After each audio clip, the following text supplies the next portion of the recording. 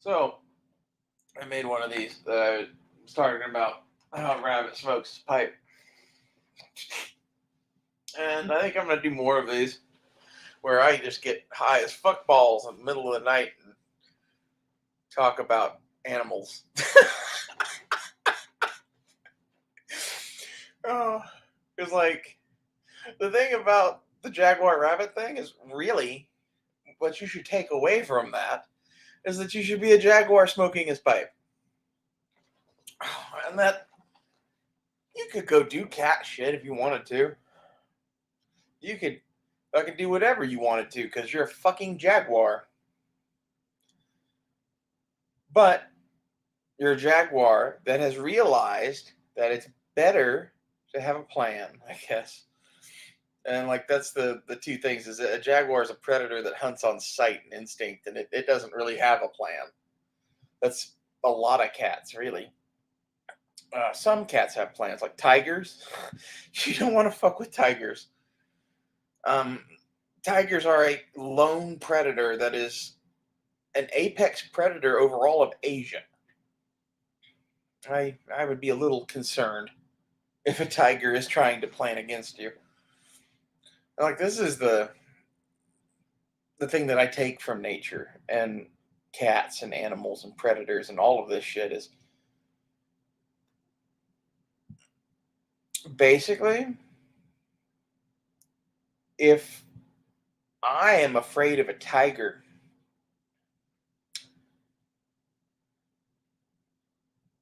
then everyone who has technology should always be afraid of anyone who has anything they don't understand. Because, like, when you see a tiger, the things that make a tiger dangerous isn't its technology. Its technology is genetics. It's like from God, right? The thing that makes it dangerous is that you don't know what tigers do. So, to me, when I see big cats, I've raised and lived with small cats. I can read what a big cat is going to do to some extent, at least better than you, more than likely. And I'm not saying I'm the best in the world at that, but that's the thing that makes the cat dangerous is that you're unfamiliar with the cat. If you're familiar with the cat, you can read what it's about to do, and it's a lot less nerving to be looking at a cat because, like, there's a big difference between a cat that's about to strike you and a cat that's taking a nap, fucking playing with its whatever. You know, my cat has toys and hairbands and shit it plays with, but like tigers play with like pieces of the forest or whatever, random debris. Cats are weird. They'll find a lot of shit. So maybe you should be a tiger smoking his pipe, not a jaguar. Will be the title of the next one, I guess. The the tiger smoking his pipe would be the most dangerous of dangerous predators. Like I don't know what that is to you. Who is just sitting there looking at you chill, smoking a pipe and talking at you. This is the status that I long for. I don't know if I have achieved yet, but I know for a fact I could bluff a lot of people with this.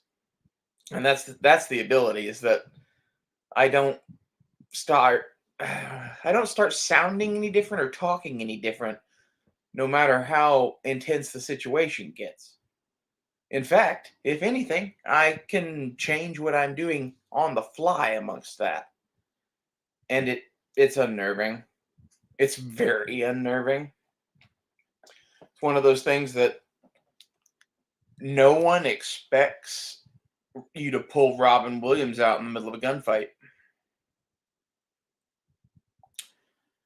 This is the shit that I like. It's not like how to shoot. It's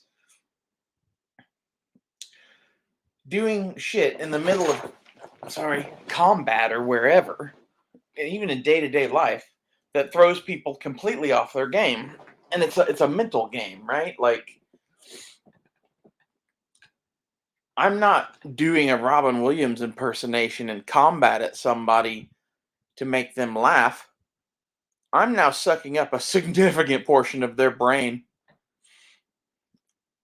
What is that brain doing? Well, it depends on the person. You have to, like, if you know who you're fighting, you can tailor your impersonations to the fight.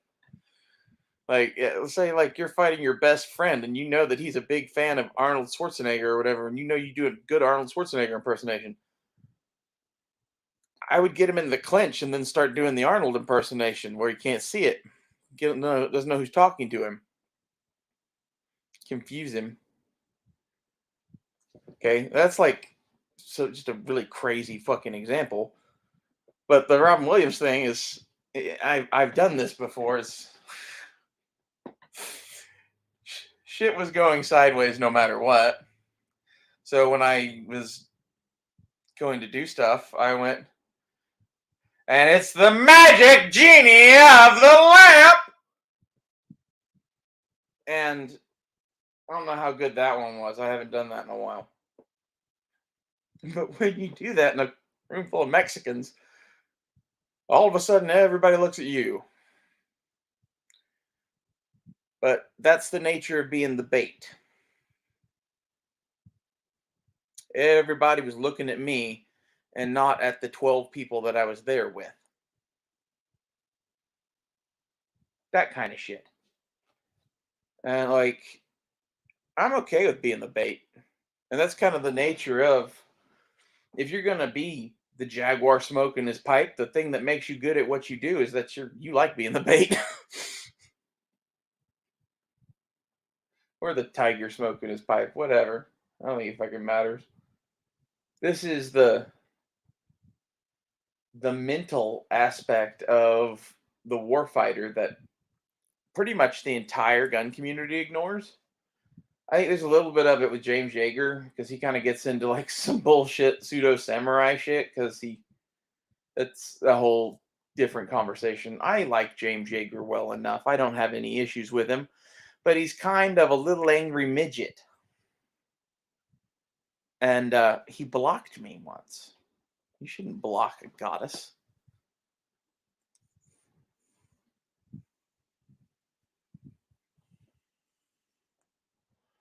So fuck it.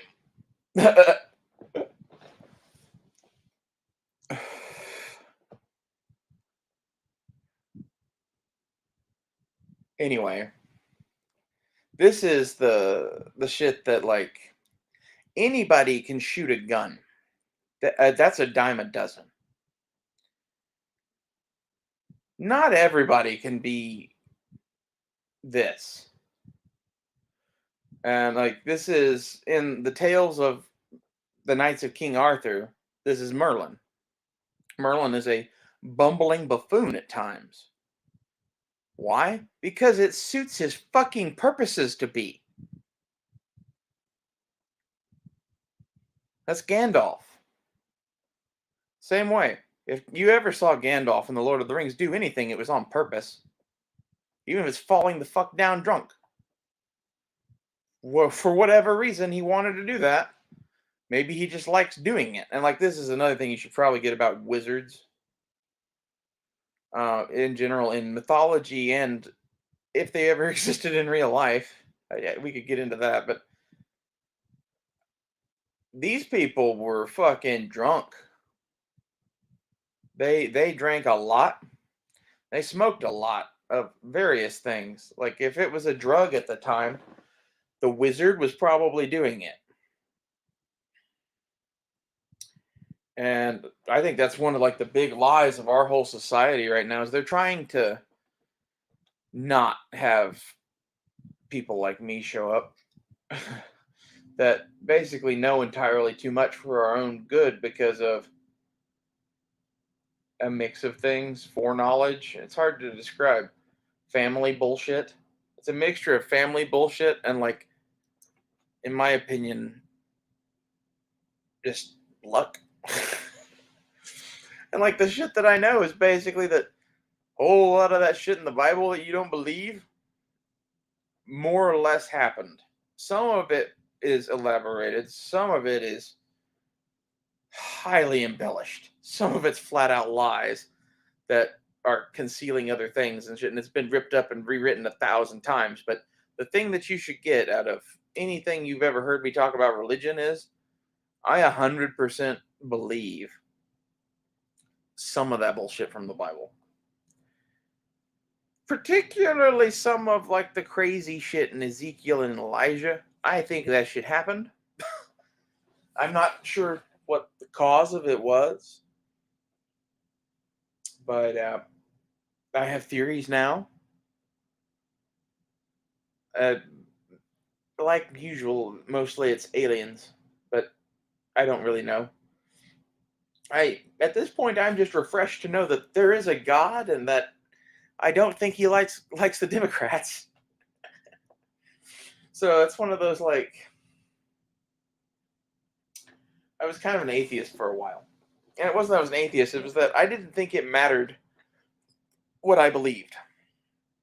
I was wrong. It matters what you believe because it affects your decision making.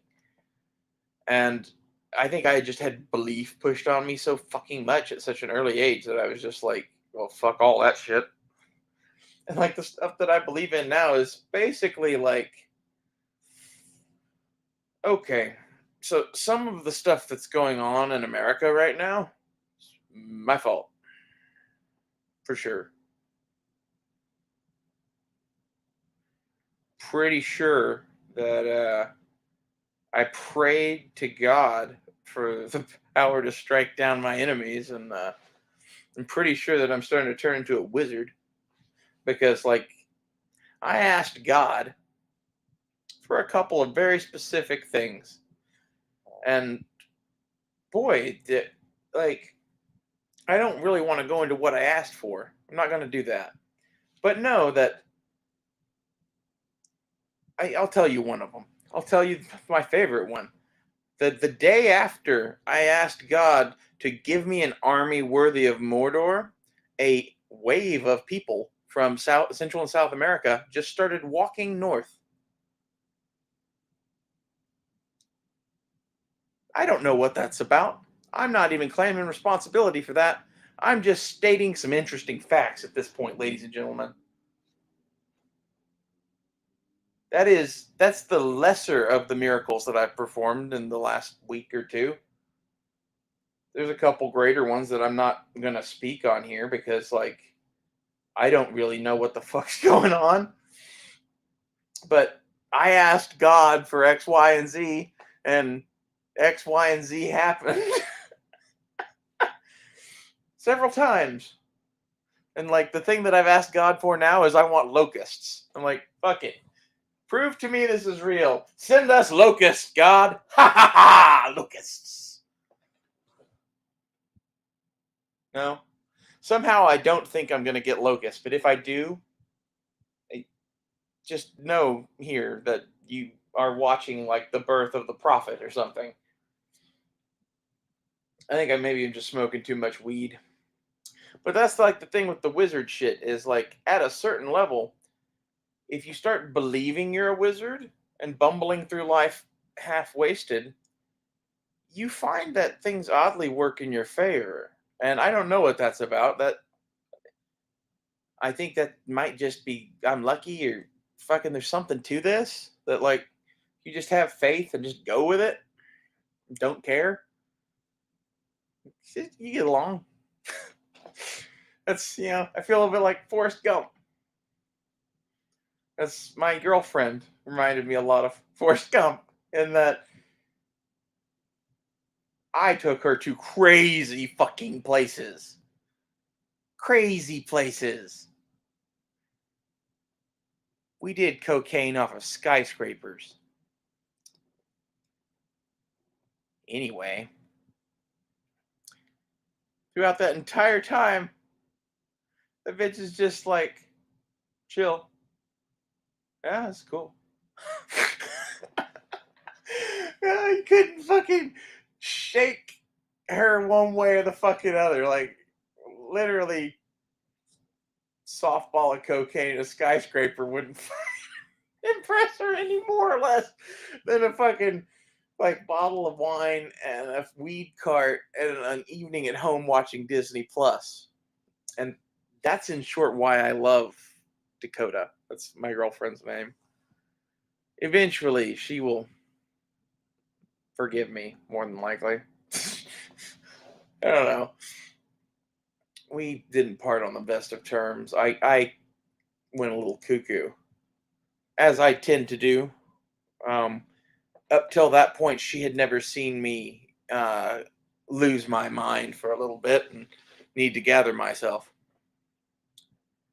And like the thing that caused that to happen was, I don't know, we were smoking more weed than Snoop Dogg, and stress was building like crazy. And when I start getting stressed out like that, I start doing art. And when I'm really stressed, the only art that I do is I make weapons. And it gets kind of scary. And I feel so bad about that. And it's like the thing, like, I realize now I need like my cabin in the woods, and then I'm gonna build her a big ass fucking house of whatever the fuck she wants on the land I buy.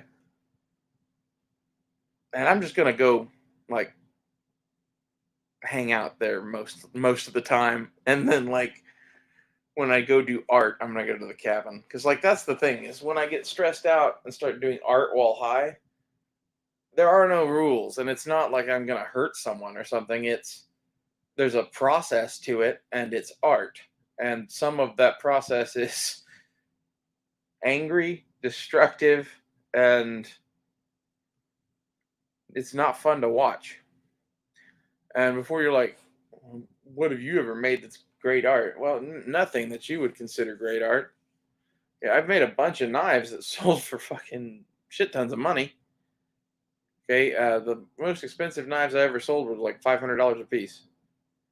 And for something that you had $5 worth of materials in, I think that's pretty good. And that's kind of been my thing with knife making the whole time is like, I charge whatever I think something's worth. And it's usually based off of how much of a pain in the ass that thing was to make. So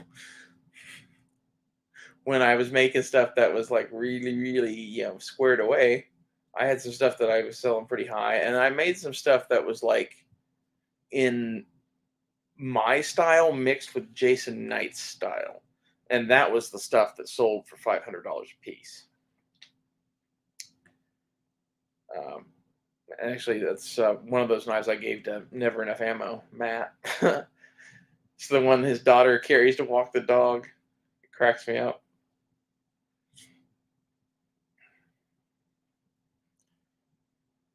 Anyway, I wish now that she hadn't seen me fucking trying to make art.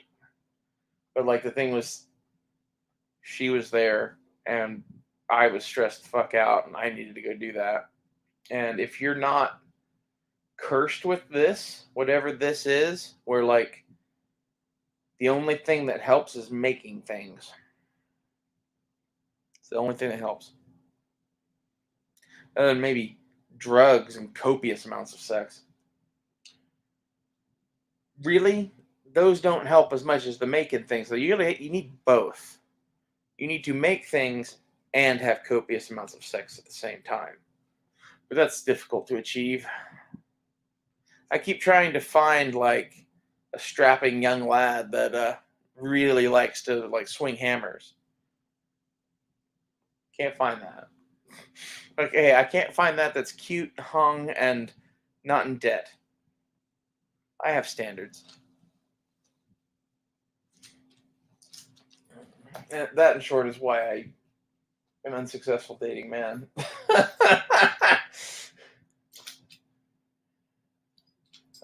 It's much easier to date women. These trans women. That's when I say women. I don't hardly ever date women with vaginas. Why would you? Uh, I had one really long time lesbian girlfriend. I put it that way because, like, when we met, I told her I was bi, and she told me that she was bi. And as it turns out, that relationship was pretty much the only time either one of us was with the other. So, kind of not so much bi, I guess, except for each other. But that really worked because she didn't know that I was a chick. And her comment on our whole relationship was that I was like a lesbian. And that's why she liked our relationship, because she was one. Like, that was a whole thing. And like, that's not why we broke up, believe it or not. I stole that bitch from two different women on two different occasions while I was a man. Because I really don't know. Like, that's the one I should have fucking married probably, but she's crazier than a fucking, oh, crazier than hell. Like, she thinks that she carries around the souls of her undead children in her body now and like talks to the walls and shit. That's the effect I have on women, folks. She came back around while I was with Dakota and asked me out basically. And she didn't even know I was a girl. And the first thing I was like, I don't know how to tell you this, but this is me now. And I sent her my current pictures at the time, which were me in a fucking red outfit that was pretty sexy, so showing some cleavage and looking pretty hot, if I do say so myself. And she's like, "Wow, you're hotter than me." Like, well, thank you, and it's Rachel now.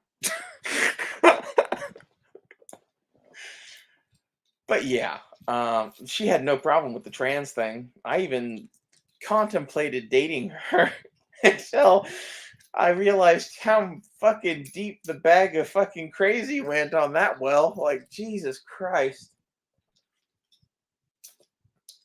The dead undead children co-inhabiting your body, multiple personality, I don't know, made up imaginary bullshit. That's what it sounds like to me.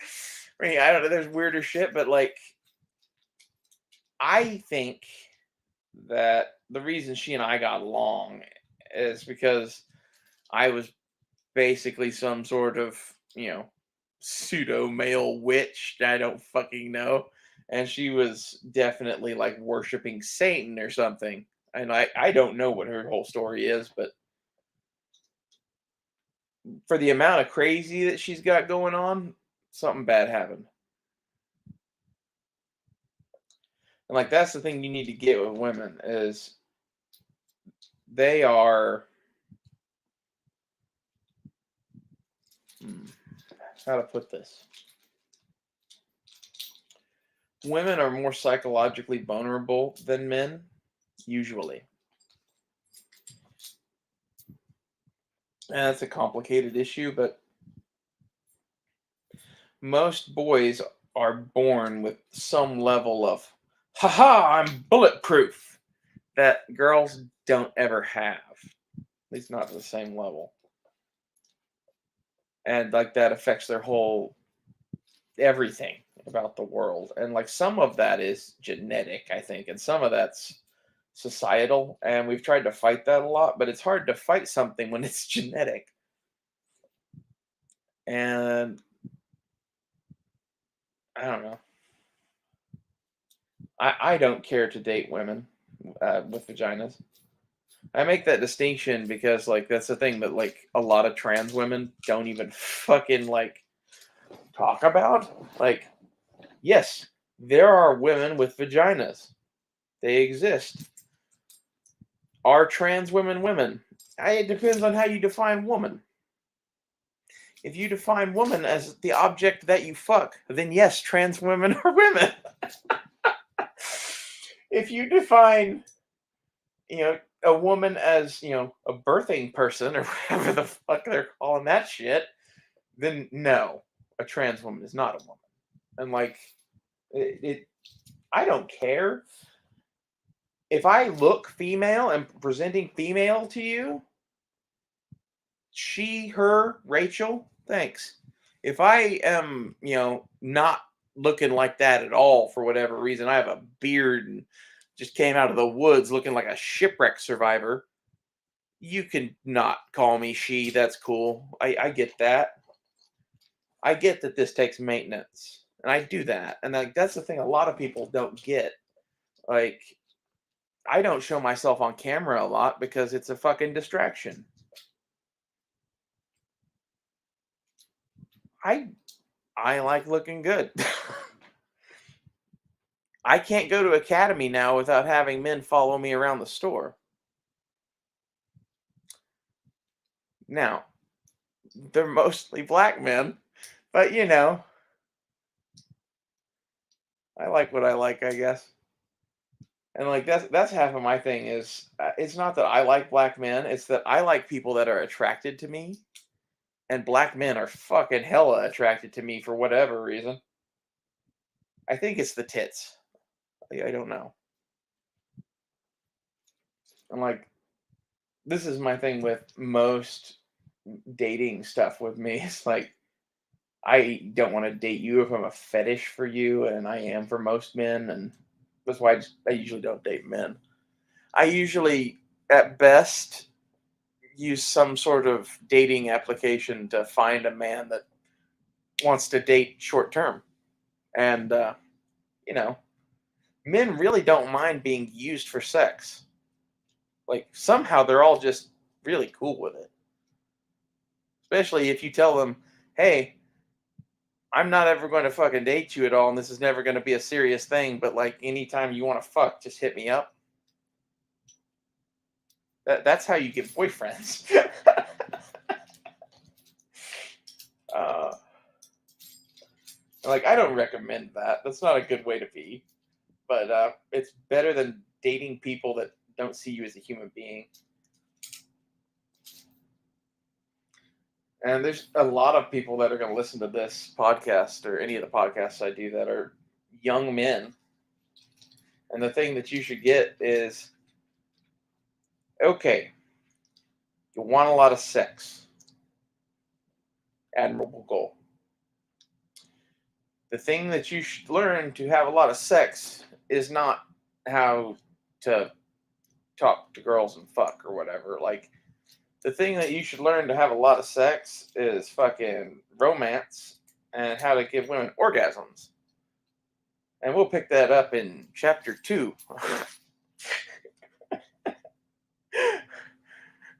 But seriously, like, my best pickup line for any fucking woman is,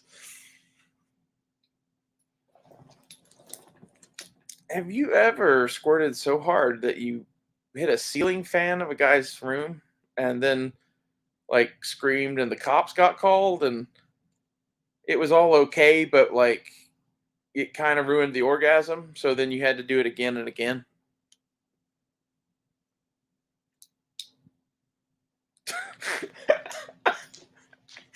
Just see what they say.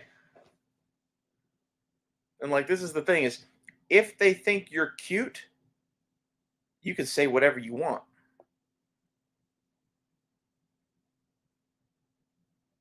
What determines what a girl thinks is cute? Now you're asking the right question. And like this is you need to know your target, right? And like this is falling in love with a woman or whatever. Finding the woman to fall in love with is like hunting. Like you're looking for the right buffalo in a herd of buffalo.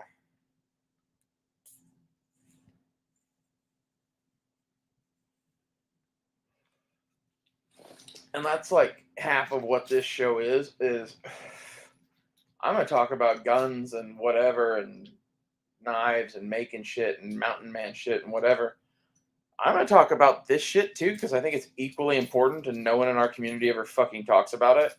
And there's like this generation of young men that grew up without fathers or anyone in their lives that actually fucking dated women. And like, I'll grant you, most of the women I date happen to have penises. Fine. Count it, don't count it. I will say, I did have another girlfriend for a couple of weeks in college that I did really like. She was from China. Her mother was a Chinese senator. And I took this chick camping. We went to a Kiowa blacklegging ceremony with a couple professors, and we were the only two students. And well, the teepee was small and cold and lonely.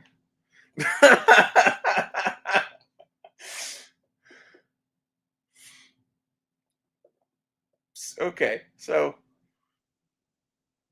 to make a long, I want to tell this part too. So this girl was fucking freezing,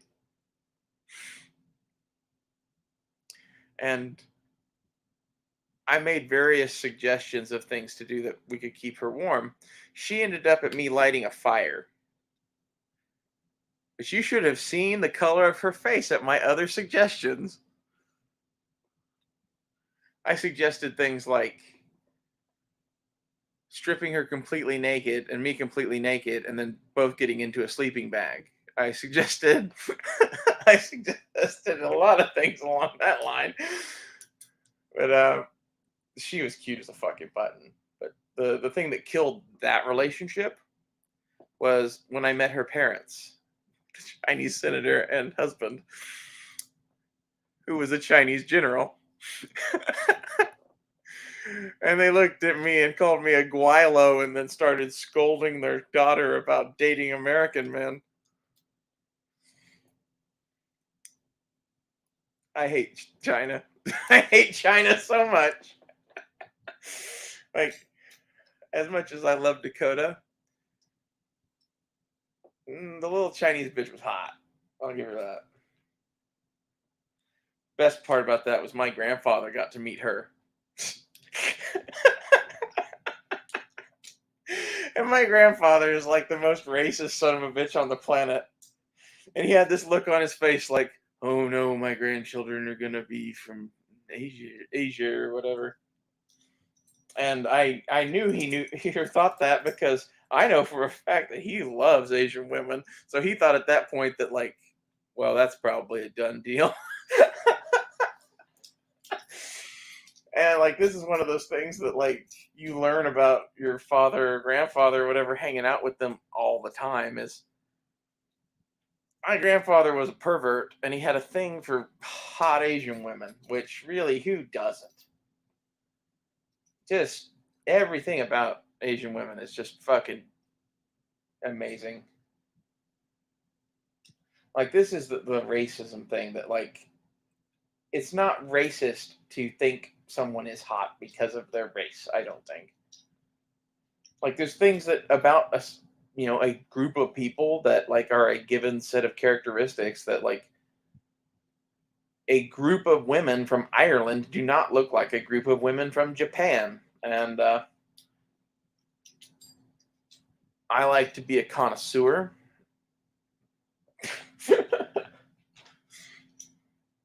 Now, I'm more of a connoisseur of lady boys, like I said, but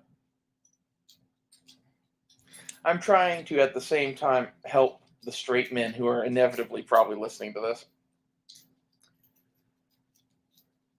at least understand a little bit about dating from the other side and how like I think about it at least and how any woman worth dating probably is thinking about it. When a woman looks at you like all of that shit that I said is physical bullshit and instant stuff. The thing you really ought to get about most women, especially women with vaginas, they care a great deal about your ability to make money. Like, this is the thing that really kills the romance for me with cis women.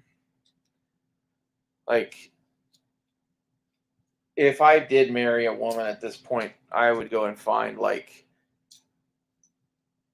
the poorest fucking girl that is just hitting the street trying to fucking turn tricks or some shit and just be like, okay, you're not gonna do that. Because honestly, most women in today's world are fucking ruined. And it's not like they should be subservient little housewives or some shit. It's you don't marry a man over the things that women look for most of the time. This is at least this is my issue with a lot of American women.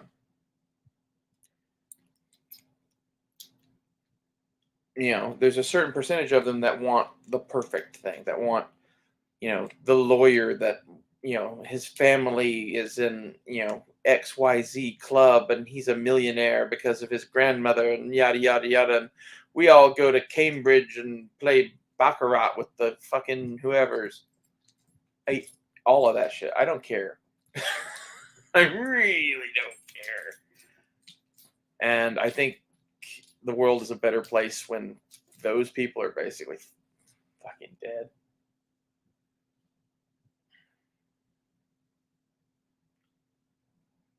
And as a result, like the women that I run into that are of meager means, that are husband hunting for a millionaire, why on earth would you ever fucking date them?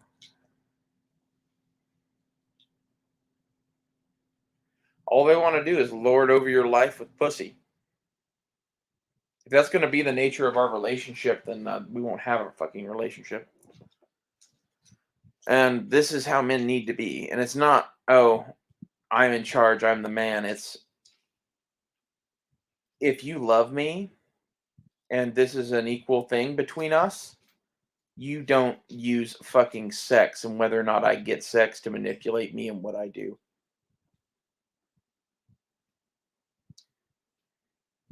I find this to be the root cause of, well, most most of the men's bitches about relationships, really.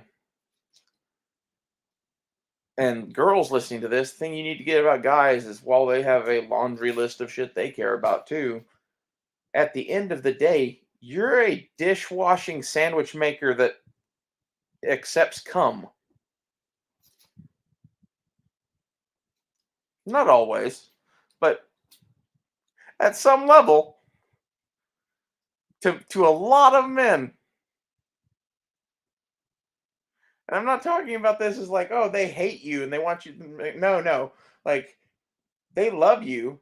They want to fuck you a lot, all the time. And then sometimes they get hungry and sometimes they need dishes cleaned. Like, that's that's the reality of what most men expect out of marriage. And as far as what they expect to give you is, well, I don't know. What do you want? Like, I think that's the thing a lot of women don't get is men are basically at want sandwich, want fuck, want clean house. Rest is up to you.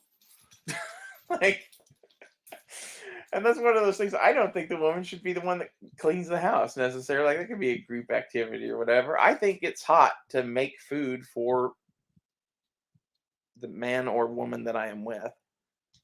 So that's, my own thing, but that could be up to you and your, social dynamic and whatever you want to do. Like, this is the thing is a lot of people see their parents and the way their parents are and they think, oh, well, that's the way relationships have to be or whatever, and they repeat destructive patterns and yada yada yada. And like,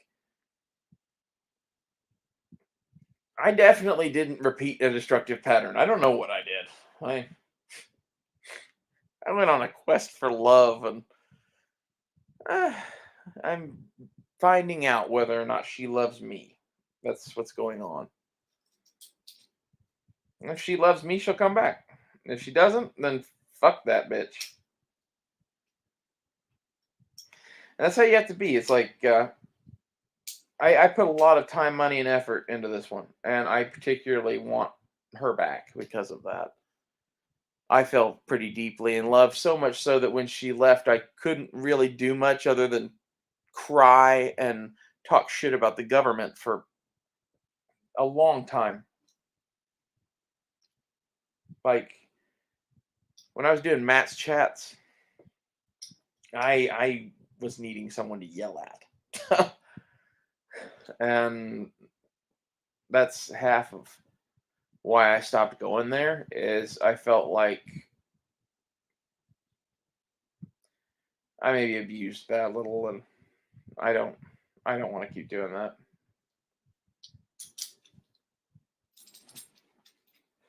And at the same time, uh,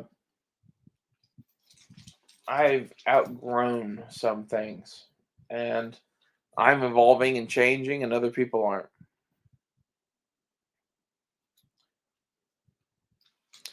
And a lot of people would be like, "Well, you're not changing for the better or whatever. You're going crazy." Am I? I'm not playing by other people's rules anymore, and I'm talking the way that I want to talk about the things that I want to talk about. And I don't know. I really like talking in roundabout ways about shit. It's the best way to do anything. It's not like you're not trying to make a point. It's that you're trying to make a very big point, and it helps the big point if you don't make any little points along the way. Or if you do, that you make them big and bullet points amongst a sea of other things. This is like I'm trying to do like a mix of a lot of things that I like in this podcast. And a lot of this is some Hunter S. Thompson shit mixed with like some John Milius shit mixed with I don't know, a lot of other shit. There's a whole lot of John Milius in what I'm trying to do.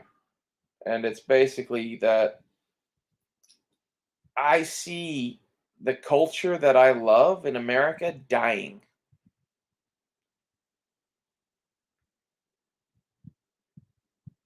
No one is picking up the torch of a lot of people. And some of these people were important.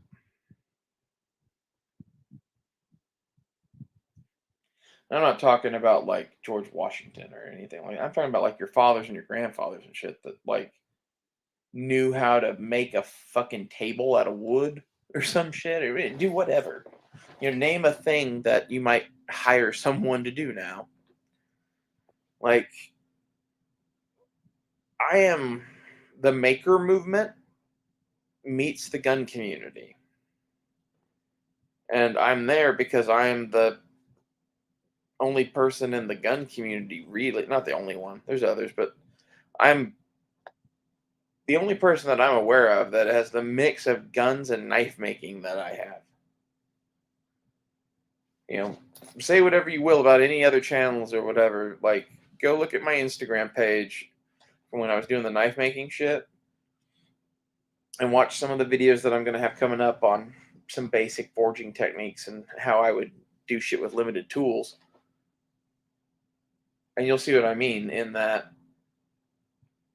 I have a unique brand of shit here. And I found a couple of other people that I think fit this. And I'm going to try to get together a group of people to do a weekly show, I think. And like, I'm going to want to talk about weapons. It's going to be the topic of the show. And it's going to be weapons throughout time. And like, not, oh, now we're just going to talk about stone arrowheads. No, like, I want to cover everything that I would consider a legitimate weapon that you could pick up and use today. No matter what time era it came from. Like crossbows, I want to talk about medieval crossbows and modern crossbows and anything else that's relevant. Swords, we could start at the dawn of time, literally. Uh, Guns, I'm open to talk about everything from matchlocks to fucking phasers if they ever invent those. And I want to build a crew of people to talk about that. And I've got a couple that I found that do YouTube videos. I don't know if I can talk them into doing a live thing. Maybe one on one or something like that. Oh, it's hard to jump into a snake pit. And that was the thing I was trying to do with Angry and Duke was build something that was not a snake pit. And by that I mean on Matt's chats, for example, if it's Matt, Honda, and I talking, good luck. There are other people there, and they will butt in occasionally or whatever. It's not like we're being mean or whatever. It's all three of us are fighting to talk.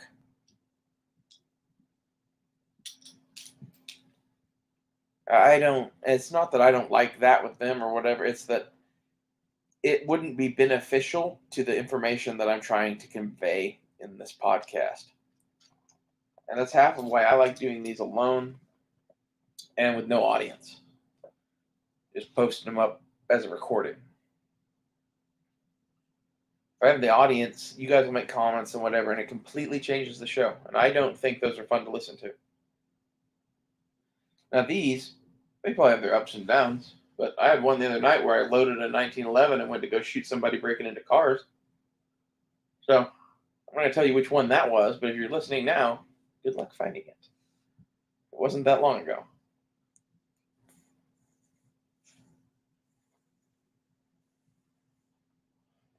It was one of the ones I made yesterday, but I don't remember which one it was. I think it was the first one.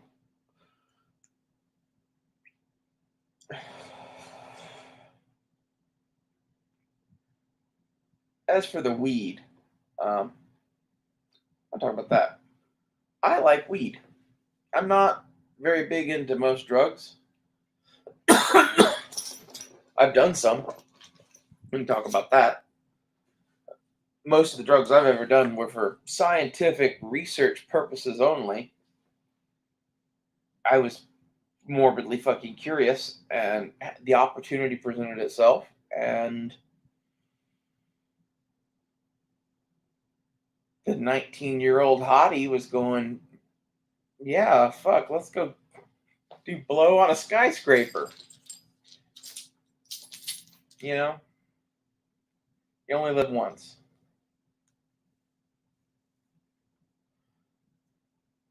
In retrospect, it was kind of windy up there, but we made do. It was much better in the hotel room than it was on the top of the skyscraper. If you really want a place to blow, get a hotel room in a skyscraper. Big window.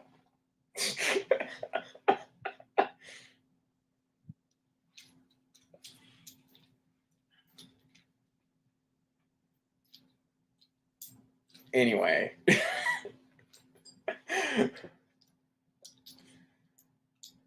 Not that I'm thinking about that now.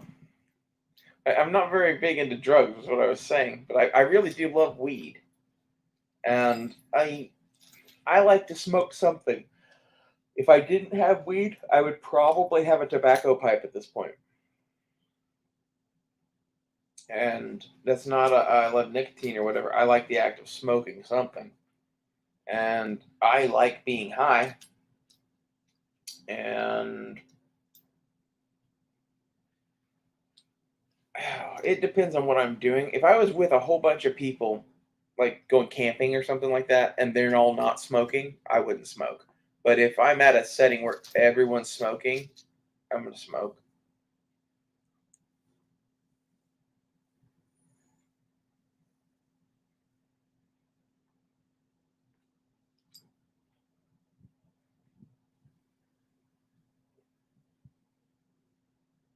as I sit here smoking.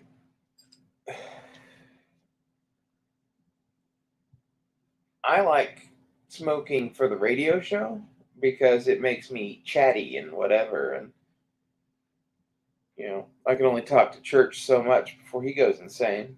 And I do a lot of research on various topics for projects that I'm working on, and it produces this knowledge that I feel should be recorded in some way. I don't know. I suck at recording it. The point of the drug thing, though, is the only other thing that I would probably ever do is alcohol, and I would really try to limit what you drink alcohol wise. Like, I I think of the drugs that exist, alcohol's probably one of the worst ones for you. It's really fun though. It's one of those like, is it fun to kill an entire bottle of scotch in an evening? Yeah, it can be. Is it fun the next day? Maybe. Depends on the day, depends on the scotch. And that's not like a hangover thing, that's just like, I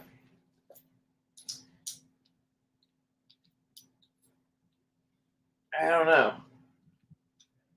You're not, I wouldn't describe it as being hungover. It's probably what most people would describe this as, but like, I think of being hungover as being sick. Like, out of the DTs or some shit. And this is like, oh, we drank a little too much last night and everything has its balance. And now we're a little tired the next day because instead of getting sleep, we spent the night going back and forth to the bathroom or fucking, dancing all night or doing whatever it is that you did while you were drunk that wasn't probably sleeping. Anyway, alcohol can be fun, but be careful.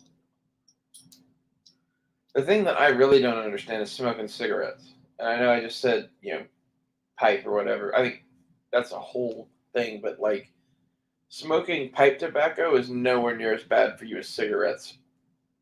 I would bet everything I have on it. And I never smoked cigarettes. I vaped nicotine with Dakota because honestly, the bitch was doing it all the fucking time and it looked good and I tried it and I got addicted to it. And like, I wish I had a nicotine vape right here, right now. And I haven't hit one in, God, it's been almost a year probably. At least 8 months. And it's not like I'm addicted to nicotine. It's, that sounds fun.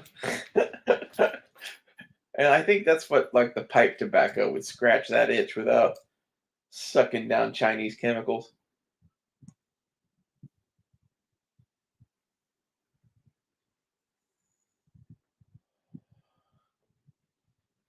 I'm going to buy a pipe and pipe tobacco. I just haven't done it yet. My thing with that is I wouldn't get addicted to that, I don't think. Never know. But I'd like to have something to smoke. I think it would cut down on the amount of weed that I smoke significantly. And that might be a fine balancing act, I guess, but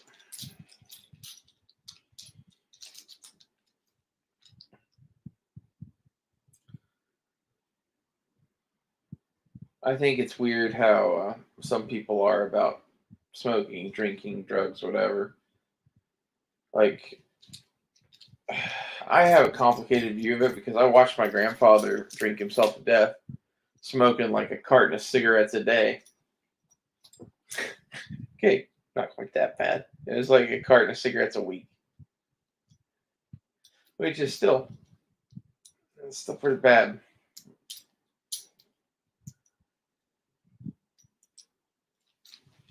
I definitely don't want to smoke cigarettes after fucking watching him do that.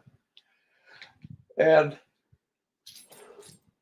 you'd be like, well, the weed is definitely bad for you. Actually, I think depending on how you do the weed, it can vary. I think smoking glass pipes and fucking joints probably just as bad. But bongs and vapes, I don't know. The bong, it does not hurt my lungs near as bad. And that's how I judge a lot of things for me is when I have nice clean virgin lungs, whenever I try something and I see how it feels. I leave it alone for a long time. I try it again and I see how it feels. And like this is the thing that I'm really good at that a lot of people aren't.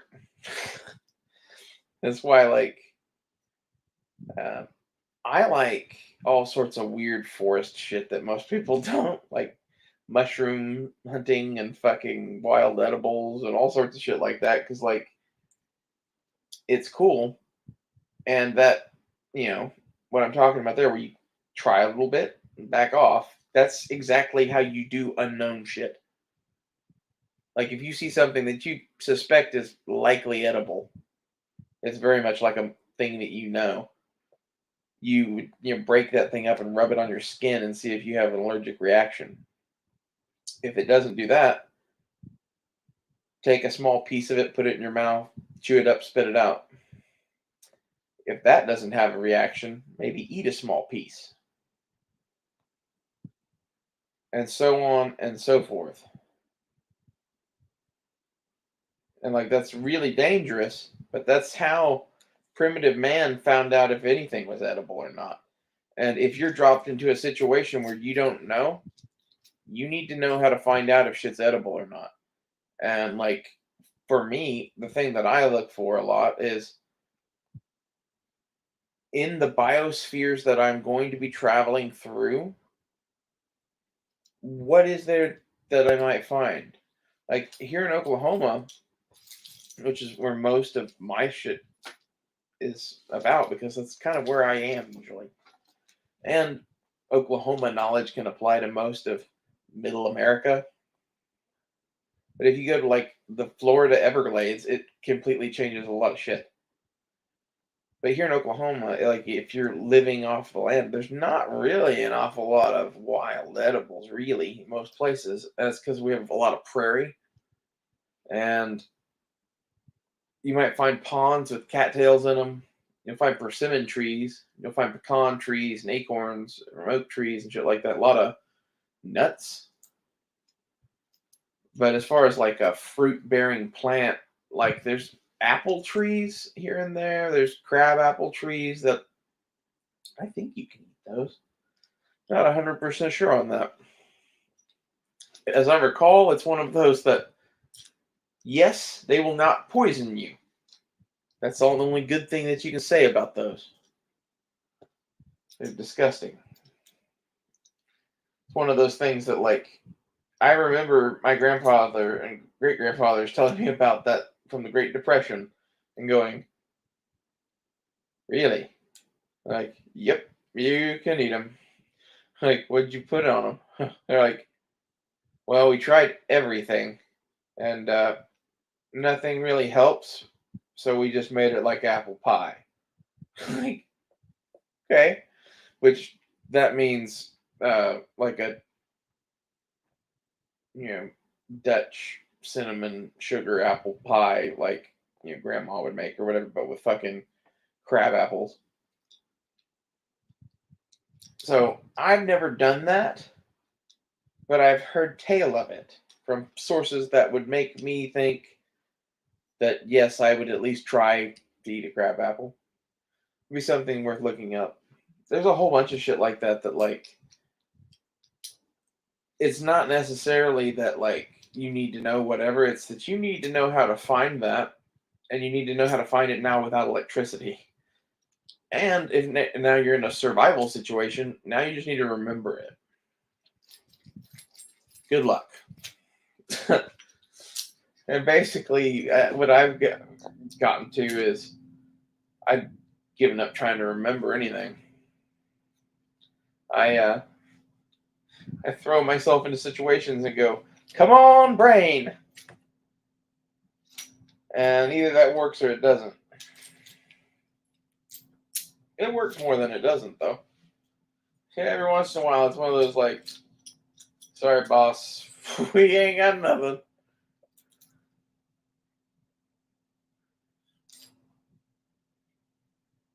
Well, I'm gonna cut this one off here. I'm trying to keep these at about an hour. I'll talk to you guys later. Oh.